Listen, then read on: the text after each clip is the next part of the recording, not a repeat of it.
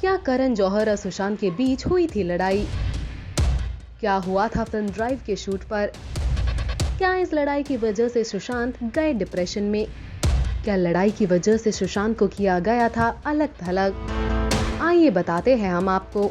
सुशांत सिंह राजपूत अब हमारे बीच नहीं है।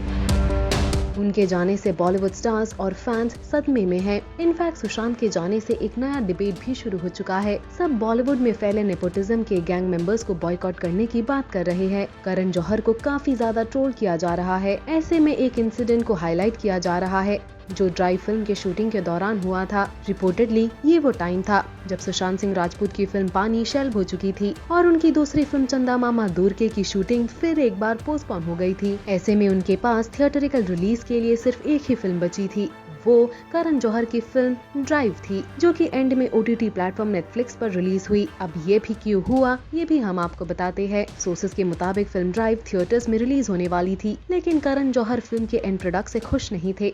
सोर्सेज ने बताया था Karan has already send the film back to director Tarun Mansukhani for reshooting twice, but he's still not happy with the output. At the moment, the future of the film is uncertain.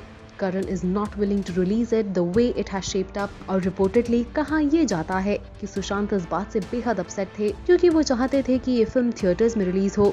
इस बात को लेकर रिपोर्टेडली दोनों के बीच एक आर्ग्यूमेंट भी हुई थी, जिसके बाद भी करण नहीं माने। और फिर कहा ये भी जाता है कि इसके बाद करण ने सुशांत के फोन कॉल्स उठाने बंद कर दिए थे। रिपोर्ट्स में तो ये भी कहा गया कि सुशांत को इसके बाद से करण के कैंप से दूर कर दिया गया। फिर सुशांत के गुजर जाने के बाद करण ने एक पोस्ट लिखा उनके लिए, और इस पोस्ट को देख फैंस यही अंदाजा लगा रहे हैं कि करण ने सुशांत को लेट डाउन किया और उन्हें इस बात का अफसोस है। उन्होंने उनकी पोस्ट में साफ साफ लिखा है कि वो टच में नहीं रह पाए।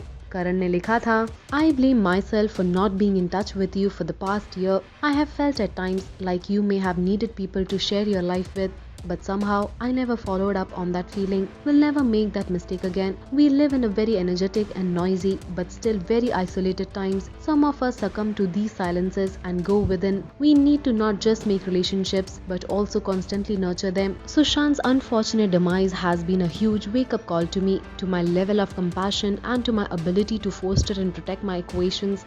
I hope this resonates with all of you as well. We'll miss your infectious smile and your bear hug. Well, अब करण को लोग जमकर स्लैम कर रहे हैं और सब उन्हें दोषी ठहरा रहे हैं। डाले एक नजर।